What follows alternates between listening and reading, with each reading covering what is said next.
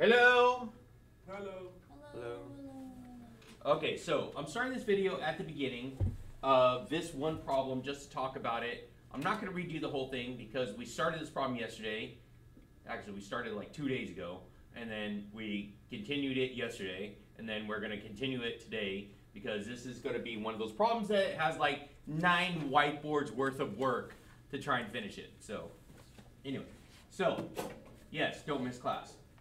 Anyway, but actually it's cool because guess what? It's a YouTube video that no one likes, shares, or subscribes to. Okay, anyway. Okay, we start off with this. We broke it up. We separated this doing partial fraction. So we went through and we broke it up in our 2 parts. And then we found our variables. Then we came up with 2 different integrals right here. So we had this integral here that I u-subbed, and I could actually find this out. But then this last one over here on the right was no bueno. We did not like it. It did not come out very well. So now we have to do a different type of sub on this one. So I moved it over to the next slide right here, and I did a trig sub out of this because this is a it's supposed to be a trig identity out of it, but we went through and I used a tangent for this one. So I set up my tangent and I drew out my triangle, what my triangle would look like with theta, and then tangent would be x over 2, okay, for what we have right here, because I have this, and that's going to sub part of what I had over there, okay, and I worked it down, eventually got to the point where I was able to actually go ahead and plug it in and get to the point where I could take an integral of that. So I did integration of what I had, and now the problem that we're dealing with now is the fact that I had a double angle here, and I have to sub it back in. Because this was a u-sub, I did my integration using a u-sub, but then I have to put my substitution back in. Does that make sense? Say yes. Okay, I'm putting my substitution back in for this. So what I'm doing is this piece right here. So now I know, I did for my theta. So I know that since I subbed right here, I said x is equal to 2 tan theta, and then I went through and got tan theta by itself, and then I did my arctangent. So I did an arctan to try to get theta by itself. So when I could replace just theta by itself with something again with an x value. So I still have my 1/16 out front. And then I have my theta, which is going to replace with arctangent of x over 2. Now, this piece right here, is kind of a mess. Kind of a mess because I have tangents, right? Say yes. I have tangents, but I don't like tangents. Okay? Because I have to make a tangent out of that. So I'm going to go over to the next page just to do my work because I don't want to mess up this. Insert page after. Okay. So we have sine theta cosine theta, right? And I know that x over 2 equals tangent theta. And that was part of my u-sub, right? Say yes. Yes. Now, I'm going to just screw this up. I need this to say tangent, right? Say yes. Yeah. Okay, so if this is going to be tangent, I'm going to make it in tangent. So I'm going to say sine theta over cosine theta. All right, so if I'm going to do that, and for this to still be equal, what do I have to do over here? I'm going to turn this into cosine squared theta. Is that still true? Mm-hmm. What's going to happen to one of those cosines? It cancels and I'm back to my sine times cosine, right? Yes. So I'm back to what I need to be. All right, so now, so I am forcing it to turn into a tangent. So now this piece right here is now going to be a tangent theta times, this is cosine squared theta, right? Yeah. All right, so now I need to try to substitute out somewhere my cosines for another tangent. So what I'm going to do is I'm going to rewrite this. Now, if I put 1 over, oh crap. So my cosine squared, that's the same as saying 1 over secant, right? 1 over secant squared? Did I just lose everyone right now? Please, if you're not knowing what's going on, please speak up. Because we know that cosine theta equals 1 over secant theta, right? Because secant is the reciprocal, right?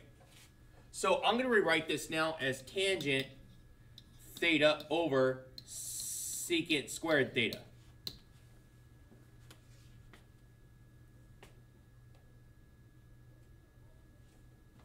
Yes, no, maybe. Possibly. On occasion. I'm telling you, if you gotta speak up if you don't know what I'm doing.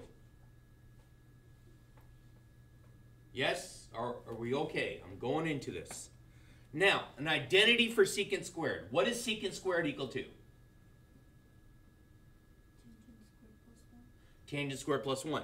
So I'm rewriting this now. So now it's going to be tangent theta over tangent squared theta plus 1. Because my trig, my Pythagorean identity, says that secant squared is equal to tangent squared plus 1. Right? Did I just blow your mind? No? Yes? Yeah. Okay, do you not like this? Or is this like, you're like, oh, this is working. This is going together. This is interesting. Did I lose you on that? A little bit? Okay, so we know that sine squared plus cosine squared equals 1, right? Say yes. Okay, and to get tangent, tangent is sine over cosine, isn't it? So if it's sine over cosine, I need to make this into sine over cosine. So I'm going to divide everything by, say cosine. Divide everything by cosine squared. Right? So sine squared over cosine squared gives me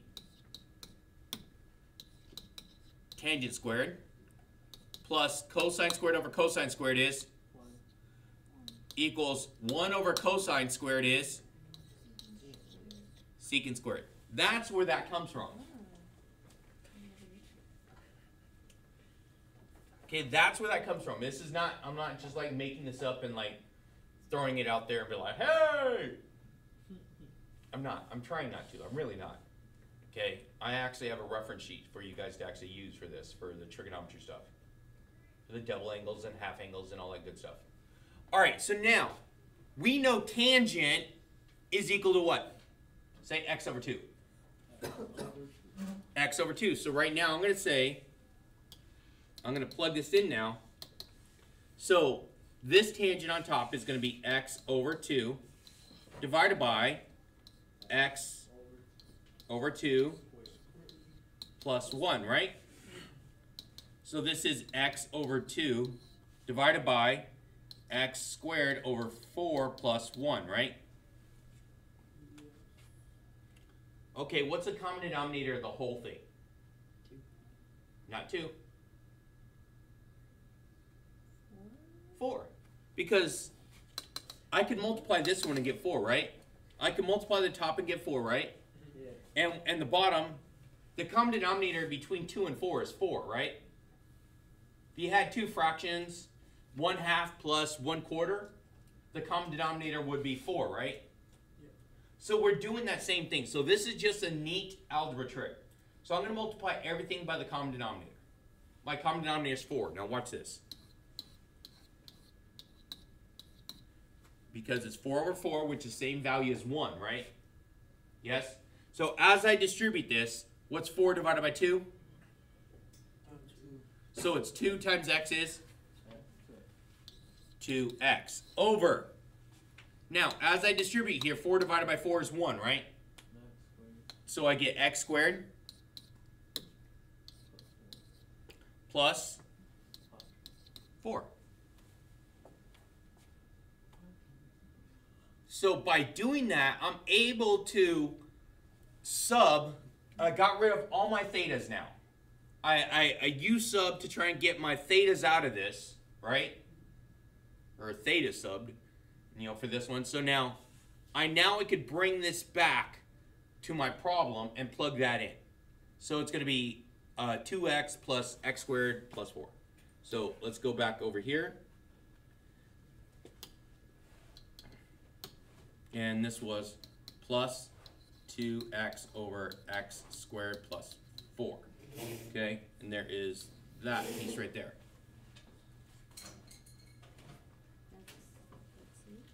No, that's just that last little nasty.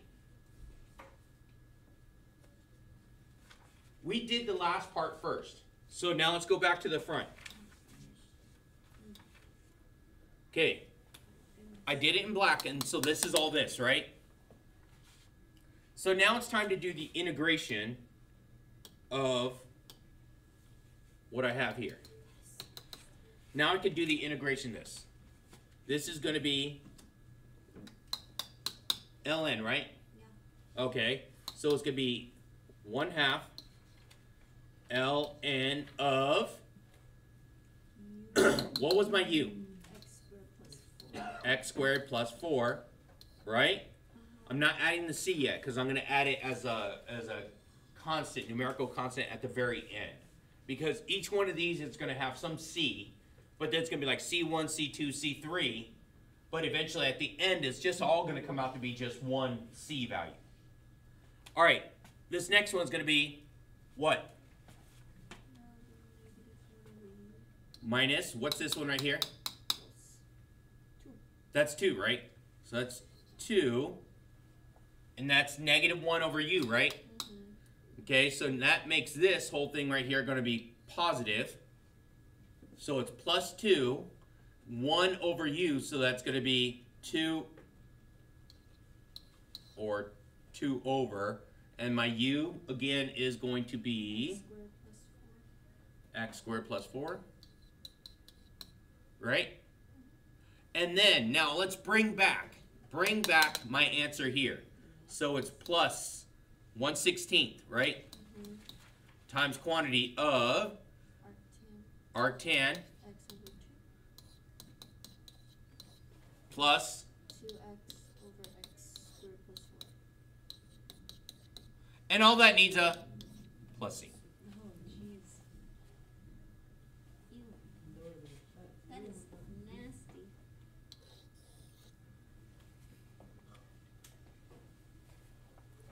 All right, so now let's go ahead and combine these all together with the common denominator. No, just kidding. Just leave it as that, please. What if you get it wrong because you didn't put the plus c? I know, right? That? Oh, that I know, you're like 4 days of this. You're like, all right, the amount of salt that it's actually going to be right now here sitting is going to be ridiculous. All right, we okay now? I died a little inside. Just a little? Just a little. Just A a little little. more than normal, but Just a little bit. Just a little bit. Okay.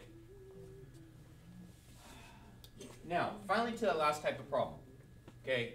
I promise you that this whole problem was supposed to be what? At the very beginning, I said, what are we working with? I don't remember. Oh yeah, the population work. Yes, population. So we're going to Epidemic. we're gonna have a pandemic here. Yay. What? We're gonna destroy the earth. Guys. You know those games where you actually like create a virus or something like that and actually try to kill the earth? Yeah.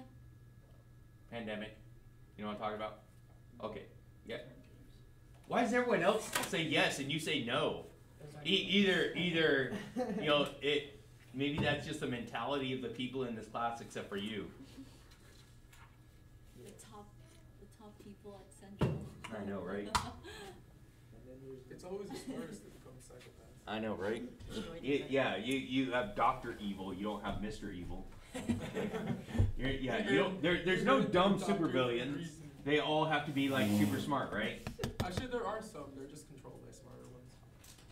Yeah, No, there you go. no, you're not a supervillain if you're controlled by someone else. In the Just a DC minion. extended universe, there's a lot of dumb supervillains. Yes, yes. Oh, but are they really supervillains? Can it be categorized as a supervillain? Technically, they're just. Oh, okay. So Catman. Will Catman technically count as a supervillain? I No. mean, if you're allergic to cats, maybe. Yes, and that's the only thing. So does a scratch, and then you might get ringworm. But anyway, all right.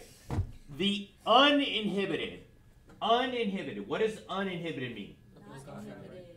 It is Not. not. It is We don't inhibited. know English. It is inhibited. It is un, in, and so therefore it's inhibited. So what is inhibited? Wait, it's a Continuous. double Oh, this is negative. the highest level. It goes forever. It's like not. I don't know what I'm saying. Not stop. Screw it. Okay, to inhibit you would be to what? Stop you, or to keep you, prevent you from. Yeah, to keep you in a certain boundary. So, uninhibited growth model is here. Assumes that population always grows at a rate proportional to its size. The assumption is valid for the early stages of growth, but as population grows and matures, limited resource and other natural phenomenon cause the growth to slow and taper off, making the uninhibited growth model inadequate. Okay, so there's a lot of mathematicians that are actually doing this type of thing currently right now. Because population growth of the world, we have to deal with a certain thing. Anyone recall what that thing is that we have to deal with when we're talking about the population of the world? Limited The carrying resources. capacity. Carrying capacity, very good. All right, carrying capacity. How much can we carry? How much is it possible to actually sustain before it starts being cannibalistic or killing itself off? Because no, the term is actually by, before it starts actually like killing itself. It overpopulates to the point of, we just ate, the last food source yesterday, and then, because of that, we ate it, we can't regrow it because we ate all the saplings, that type of thing. So we have now just doomed ourselves because we overate something, and then we die from starvation. Yes, sir. We could start cannibalism. It would solve overpopulation and hunger. But the problem is, there is an enzyme in human tissue The problem is that causes, it's a condition, Causes insanity. yes, it's a condition commonly known as mad cow disease, is that or Yakof's disease? You see, but with continued generations from our own children, then on and on, they end up growing an immunity to it, wouldn't they? It's not immunity, so they just, you just keep getting dumber and dumber, okay? Anyway, all right, so theoretically, no matter what, we're gonna have some type of carrying capacity on any type of growth population, right? So bacteria in a little, what are those things called, petri dish? Yes. So we're gonna have some type of inhibited growth model. So logistic function on this, the solution to logistic differential equation is that the dp over dt, what does that mean? Population over time, or the change of population over the change of time. Yes, where P is it's a capital letter. What did I tell you about the capital letters? this is So it's again the derivative of the integration. Yes? Capital P is equal to, so it's going to be Kp times quantity of 1 minus P over M. Okay?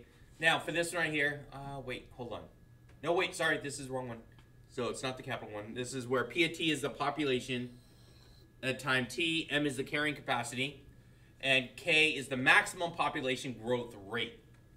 Okay, so k is the rate that we're going to be dealing with. So p sub naught is equal to p of 0. So p of 0, when I plug that in, it should end up becoming a value, which we're going to end up having to find also from here. Carrying capacity minus my initial divided by my initial. That's the a value. Did I lose you? Possibly. Yeah, right. Okay. How about this? An experiment involving spread of disease. Everyone's favorite. Okay, one infectious mouse is placed in a group of 99 healthy mice. The rate of change of the number of infected mice with respect to time in days as follows a logistic model. If P is the number of infected mice and the maximum daily growth rate of the disease is 10%, write a differential equation that models this experiment. Okay, I'll do that. So, we're going to end up having what? P of t equals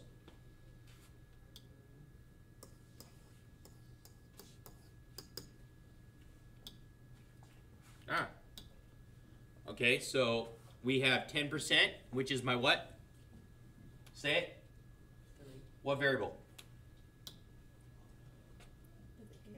K.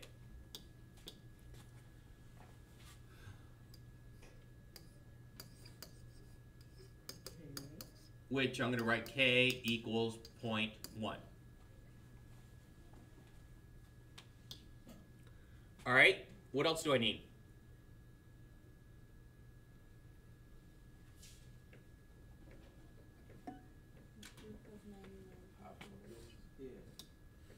Okay, so now it's going to be what? Carrying capacity. What's the carrying capacity? 99. Not 99. 100. Why is it 100? Yeah, you have 1 plus, right? So, okay, so it's going to be A is equal to 100 minus 99, right? Actually, my initial 99 over 99. Actually, wrong way. So, it's not the uninfected. I want the infected. So it should be 1. So this one's going to be the infected over the infected.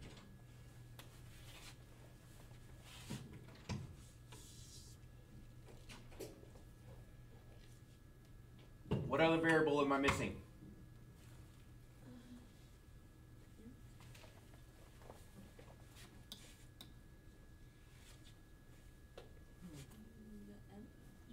M. What was the M?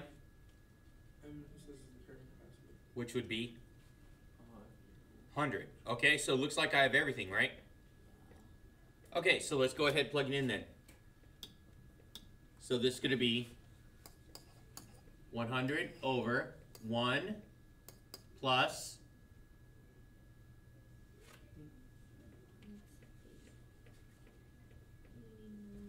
99 to the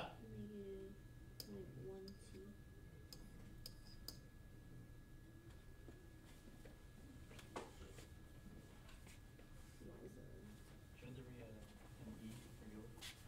Oh yeah, 99E. Okay. 99E. Thank you.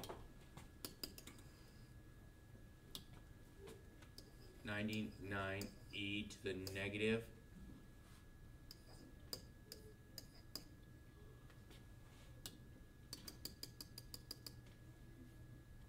There we go. So there's my function. Right? So there's my function right there. So I start off with everything I need. Okay? Write a logistic function that satisfies the differential equation. So So,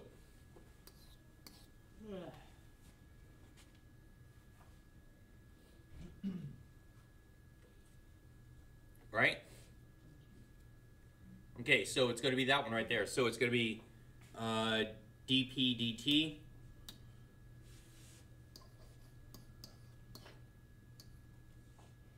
Man.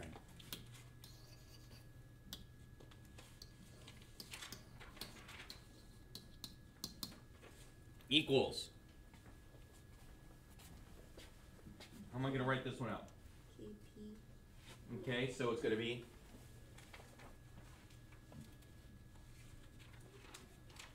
K is negative. Is 0.1.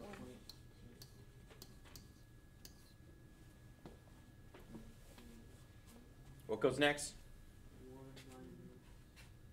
1 minus. It's P.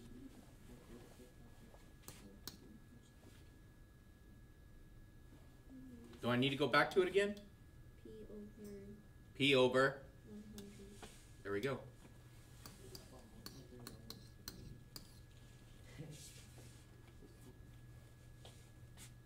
I'm just plugging in for the what we had. That's why I keep going back to that page. Okay, so now we have that. What's the next question? Find the time it takes for half the population to become infected. Okay. So what would the half of the population be? It'd be what? Okay, so now what is that going to represent? What does a 50 represent?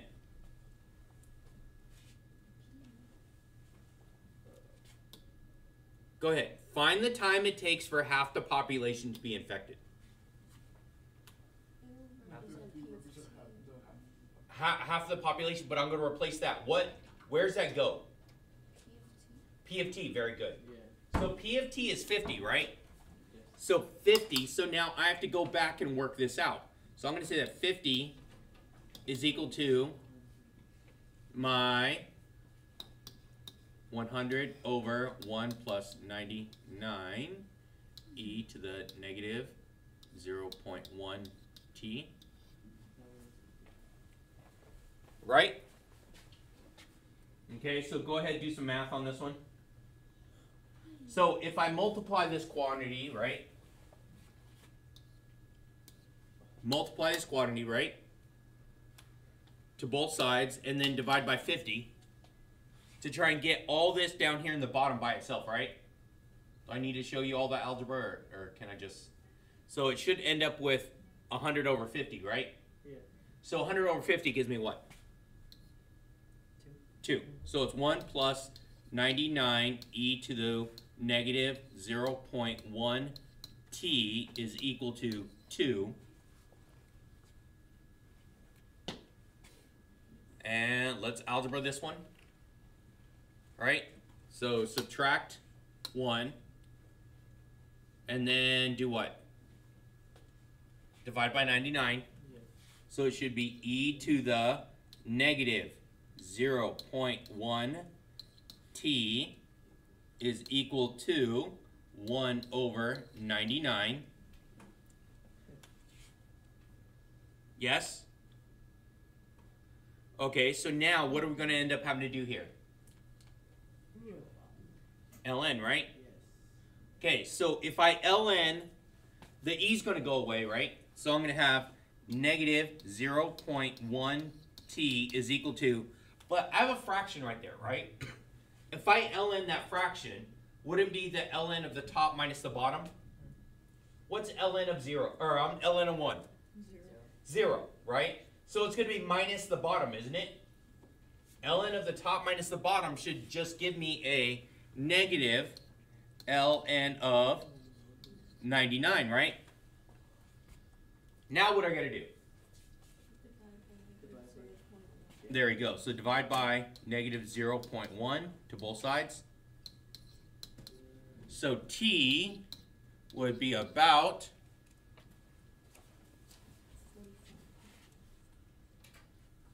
45 point what? Give me, yeah. And what does that actually represent? T is in what units? You know, if you had your notes out, you'd probably be like, oh yeah, it's right there. Yeah. Days, thank you.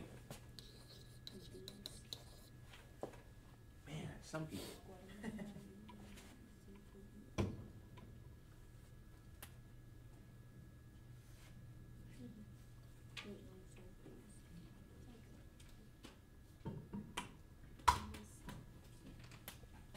Okay, so half of them will be infected by that time, right?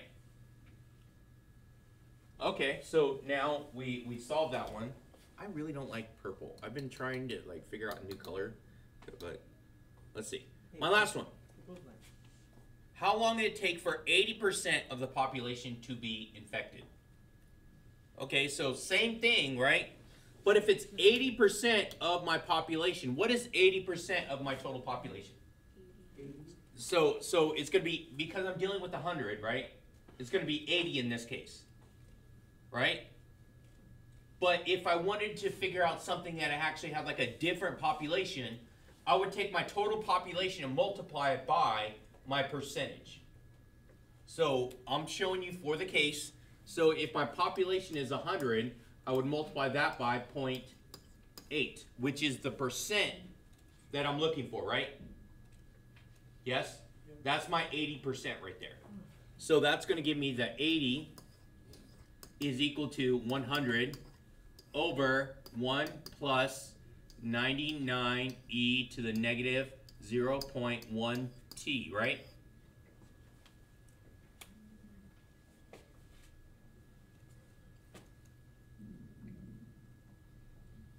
And let's go ahead and math all this. So it's basically going to be, let's see, what's that, 5 over 4 equals 1 plus 99e. So that's going to be minus 1, so that's 1/4. So it's 1 over 4 equals 99e negative 0.1 t divided by that, I don't know, something.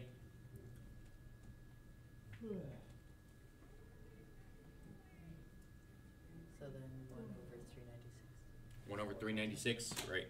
So it's going to be, let's see, it's going to be, let's do the e also. So negative 0.1 t is equal to 1, so that's going to be a negative ln of 396, right? Divided by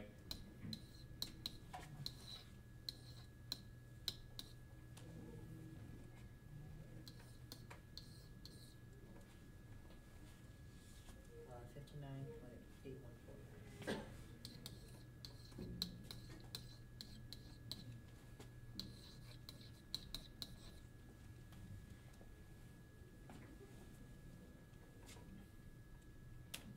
Are we okay or no?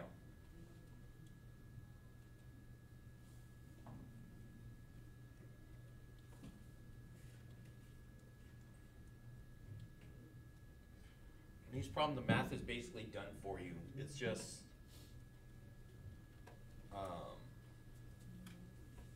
this is algebra. Not really any calculus for this because it's already done. Yeah. So what part of this uses the stuff we had to go through with the last like 3 days? For like the differential equations in part. So this is logistics for the growth. It just goes, you know, it's part of a different, so it changes. Working with logistics models, it's actually its own topic, but it's separate from what we had. Okay? All right, thank you. Like, share, and subscribe. Tomorrow is